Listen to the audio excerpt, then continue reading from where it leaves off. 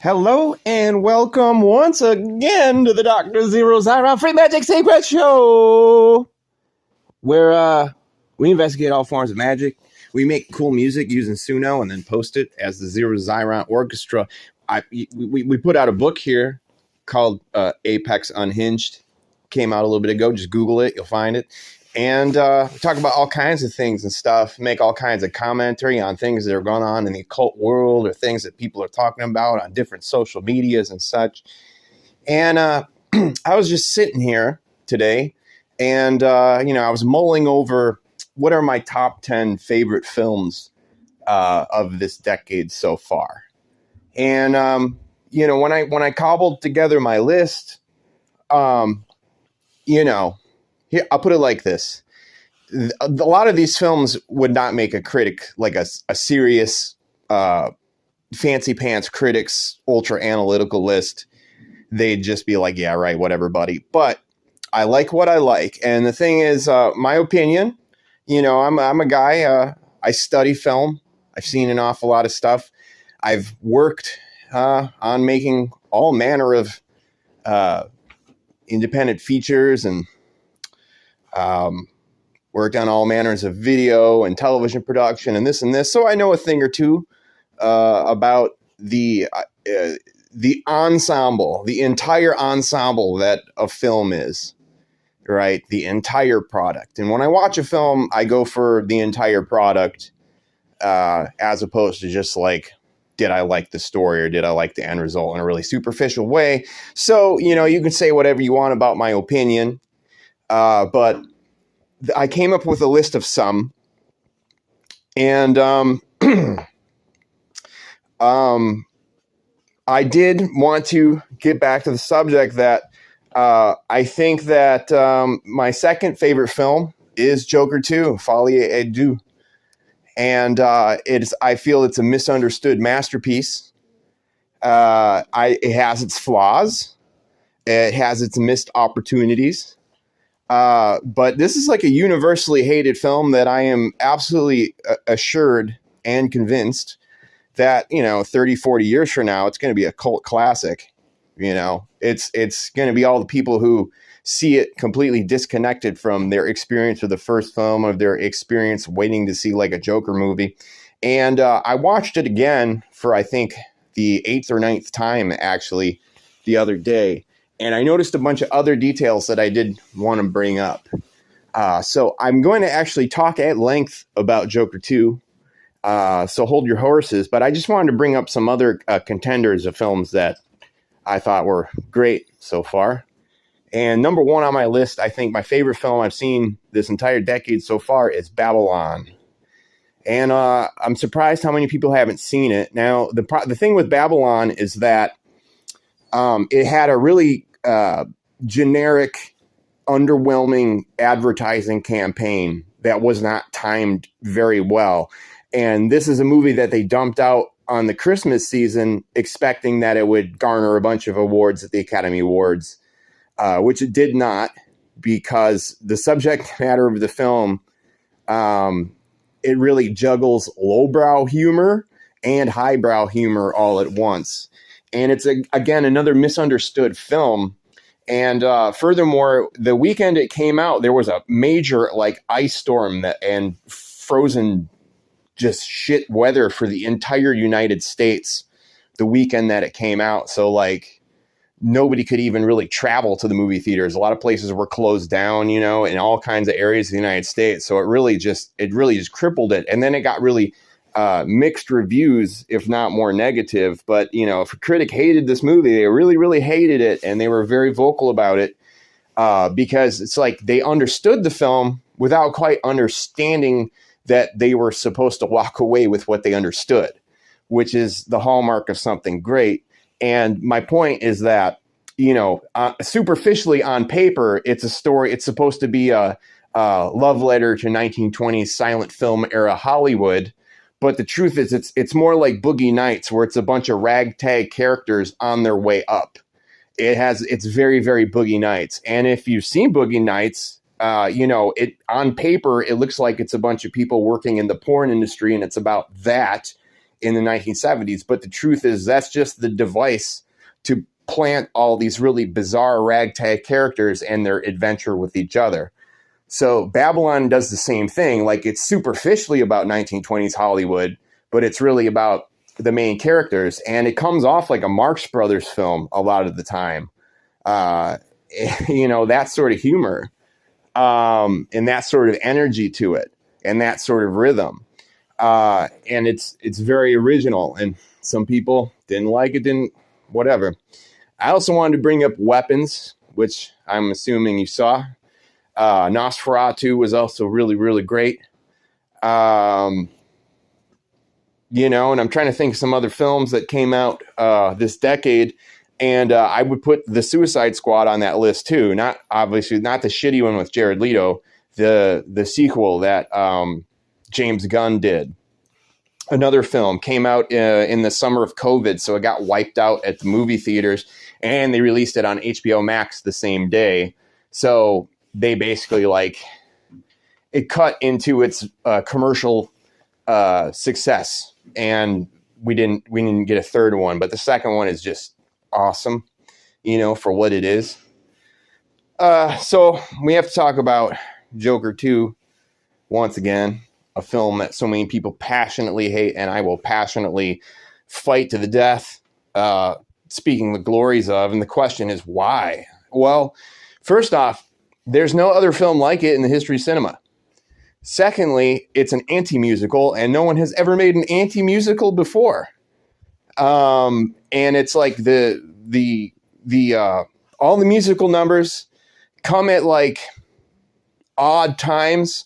They're all off tune. They're all off key. It's all gritty. The thing is shot almost like it's a horror movie. Like it's something between a dark prison film and a horror movie with this musical context that is tonally insane all the time. Absolutely bizarre. And all these different matching motifs with all these different tonal motifs. Again, never been done in cinema before. Now you talk about the story itself, how it's not, supposedly not advancing the story further or in ways. And it's absolutely not what anyone expected to be or what anyone was looking for or what anybody necessarily wanted when they were going to see a Joker movie. But if you watch it from the standpoint that it's not a Joker movie and that it's just about some other guy and it's its own film with its own rules and its own context and its own story, people would be so much more favorable to it. So, I want to say, first, the people that were really angry by the film, they all wanted to see a Joker movie where, he's transformed into the Joker at the end of the first film, and then therefore he'd go on some wild rampage and then eventually have to be shut down by Batman cameo at the very end, which would be, what you would expect. And this was not at all. So this is full of spoilers. I'm just assuming everybody's already seen it at this point. But, the main thing that's wild about this movie is here you have a movie about the Joker, the ultimate supervillain, in so many ways, one of them at least, in the history of literature, right? And in the context of his own movie and own story in this film, he's the hero of the picture because when he has to make a choice, he says the Joker isn't real. It's a fucking fantasy. I don't want to be this. I'm sorry for what I've done. I wish I hadn't done it, but I did it. And not exactly sorry for what he did, but he just wished it hadn't happened and have to go like that. But he makes the choice to not do exactly what the audience would want him to do. And the question you have to ask yourself is do you care about this Arthur Fleck character at all? And it's you watch this guy and his complex mental illness and how sympathetic he is in the first film to a degree. And it's a real sad story, but who's the sick fuck here? Is it the guy who paints himself up like a clown and goes on a homicidal rampage? Or is it the person showing up to the movie wanting to see this poor mentally ill character become that? So again, in the context of the story, he's the big hero because he rejects everything that fucking happen. And the world around him either wants to kill him for punishment or, free him and then force him to be this thing. Okay. So, there's that whole thing. So many bold swings in this film. The way it starts as a cartoon, all the different musical numbers, the cinematography is beautiful, the acting is fucking phenomenal.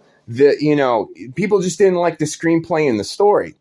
Now, another thing I wanted to mention, a lot of people look past this, but I swear this has to be it, right?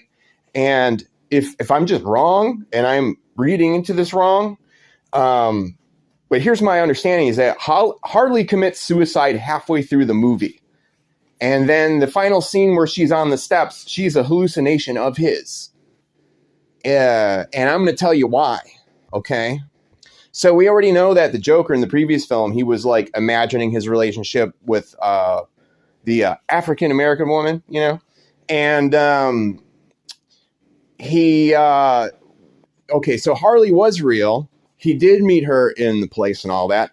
But after they get separated that first time, he's put in his cell. And she drifts up like a hallucination and makes lovins to him in his cell, So that would be the first hallucination. The second time she's a hallucination, and you're gonna say no way, but listen to this. Okay, so that's when he did have sex with her, right? So that's when he impregnated her, right? But it's all in his mind. So you jump forward into the movie where there's a scene where his lawyer is explaining Harley's a liar. She has a father is still alive and she didn't burn down their house or whatever the story was. She's full of shit, right? So it shows Joker and he's like smoking a cigarette and he's wearing his outfit with the same outfit that he wore to court and all this.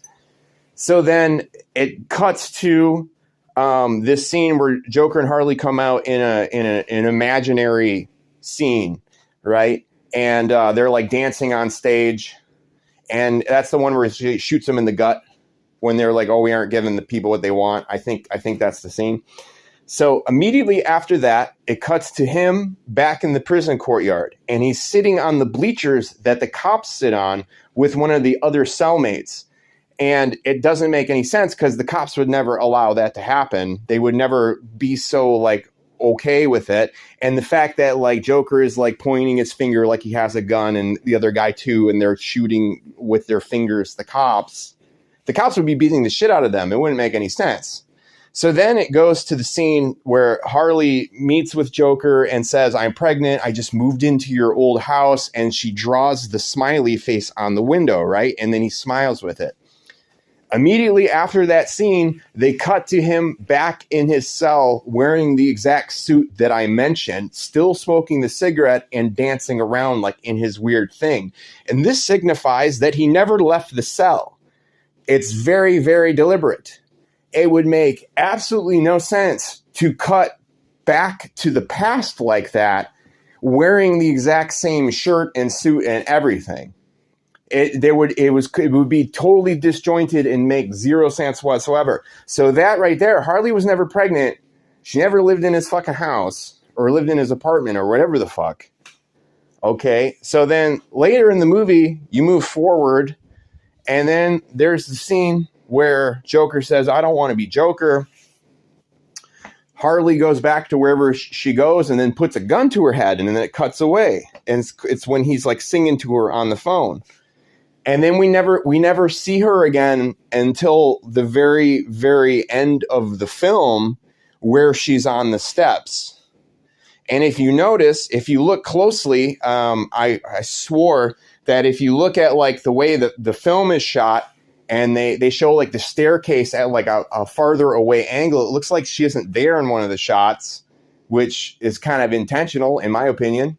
And then he runs up the stairs and she cut her hair and she has the Harley makeup and like she's real strange and she's singing anyway and like all this stuff that would make no sense to like how she actually would be. And then she walks away up the stairs and then all the cops pull up. Well, why wouldn't the cops arrest her being there too? Like they would be on both sides. They would stop her too. They would arrest her too because she's meeting with a known fugitive. And this film is shot like it's really happening the whole time. And then at the end of the movie, it's kind of a fake out because, before he gets stabbed by the real Joker, who becomes, basically the Heath Ledger Joker, before he's stabbed by the other patient, the cop someone walks up and says, hey, someone's here to see you, Arthur. So, but it makes us think that it would naturally possibly be Harley coming to see him, but they don't say it's her. They don't say who it is. It's just someone's there for him. It could be anyone. We don't know. So that's why he gets up and he starts to walk down the hall, but it's never explained once again who he's going to meet with. And I also want to talk about how effective of an ending that really is, because this shows like the whole tragedy of this guy's life. Every single thing that he did to try to get away from his fate led him to his fate. And everything that like sucks him into this like whirlwind and gets him like stuck in its orbit, as he's just plowing along like the Fool card, the tarot card about to walk off a cliff. Well, as he's going on this fool's path, he's creating the Batman universe in his wake. Because if you watch the first movie, Batman gets created because one of the clown masked rioter protest guys shoots Thomas Wayne because of all the random sentiment of anti-rich person sentiment or whatever in Gotham, right? And then in this movie, again, he inadvertently creates Harley. He inadvertently creates Two-Face as well. And we really need to talk about this detail of Harvey Dent in the film, because this is something that I just really, really noticed on this new viewing. So number one, the thing was, I kind of dismissed the Two-Face Harvey Dent in there because it's not physically this sort of actor that I would assume Two-Face would be. Like I just never accepted him as being Harvey Dent because, you think Harvey would be more of a well-built, masculine sort of dude and might seem a little bit more masculine or more an actor who would be more of a heavy actor who would play him, And in this one, he's just like a real skinny, average looking guy who looks like, textbook handsome, like he's he could be like a model in a fucking like advertisement or something. But not like Fabio model. I'm just saying like he just looks like a generic all around like this is what a lawyer looks like guy. But that's what you need for Harvey Dent because he's hiding a split personality. And psychos who are able to hide their split personalities they're not showing the obviousness of it. Now the other thing with him is that when you watch it, the irony is that he's the one that's trying to prove Joker doesn't have a split personality and bringing doubt that split personalities even exist in general. So it's like he's aggressively hiding himself while prosecuting this. And if you watch very, very closely his body language, he moves like a man who is split in half, where one hand is always going another way, another arm is doing something, another leg is doing something on one half of his body, and the other half is kind of moving in its own way.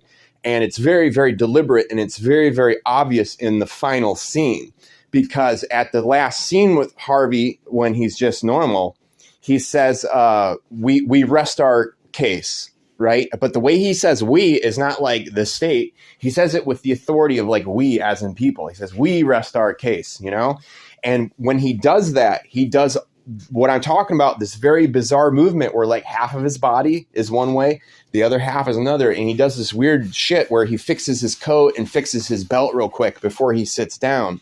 And if you just watch him very closely in every scene, like one hand is always doing something with another one. One leg is always going another way. He's always leaning forward or to the left. And if you look closely, the lighting did a really great job with like, in general, it's like one side of his face is always way more shadowy and the other one's more bright.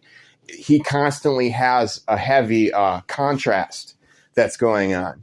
And it's just like, there's just so much going on in the movie that it totally overshadowed like how brilliant of a performance that I saw out of this guy. So, if you haven't, go back and just watch the trial scenes and watch Harvey very closely for all the things. And it's all very, very subtle yet deliberate. Subtle and deliberate. So, what else to say about Joker 2? So yeah, I mean, some people just hated it because they straight up didn't like the story. They didn't like anything I was saying, but it's like every single inch of it is deliberate. And people will say, okay, maybe it would be okay if it was just a tight hour and a half with just some more to it. I felt like there should have been more to it, but I felt like it should have been an hour longer. You know what I mean? And there's so much more that could have been with it. But again, the very fact that it's so bold and original and takes so many like wild chances with it's like an anti-Hollywood movie, anti-musical with like a fucking $200 million budget or something. Nothing like this has ever existed. And it's unfortunate that the fact that it is a Joker 2 sequel, you couldn't apply all these things to some, random prison drama. You know what I mean?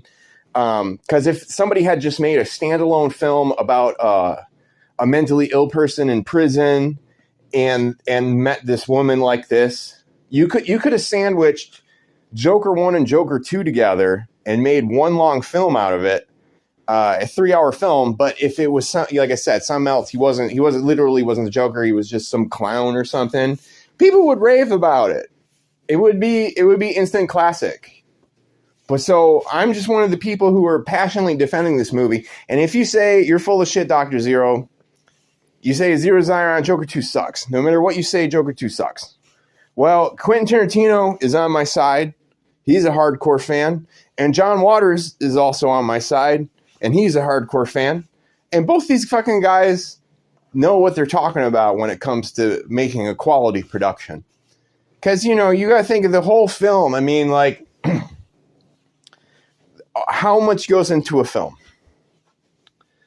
So anyway, for now, that's all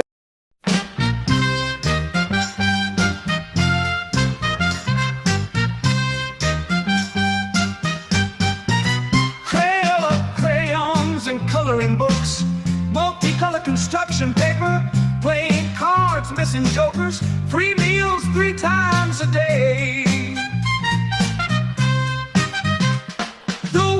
Outside those front doors comes fast and hard as one long blur, lost on lines like unraveling twine, a human world, a pen of swine.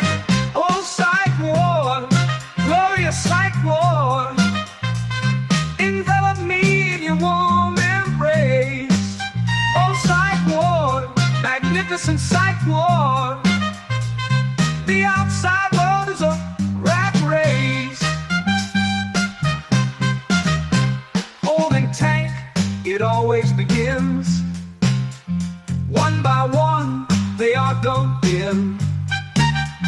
Dozens of perplexed psychotics, driven mad by the world robotic. Take your pills 6 times a day. Group therapy sessions, hooray. Drooling on our green scrubs, psychiatrists raking in the bus. No, you are not free to go. Yes, you are being detained. Tell us about that empty hole, making you start raving today. No, you are not free to go. Yes, you are being detained. Explain to us that gaping hole, driving you batshit today. Oh, psych ward, glorious psych ward, envelop me in your warm embrace. Oh, psych ward, magnificent psych ward, the outside world is a rat race. And soon your time shall come, since we're limited by state funds, dumped again onto the streets. Tough shit, buddy, now beat your feet. Those whom God wishes to destroy, he first makes mad. Those whom God wishes to destroy, he first makes mad. Oh, psych ward, glorious psych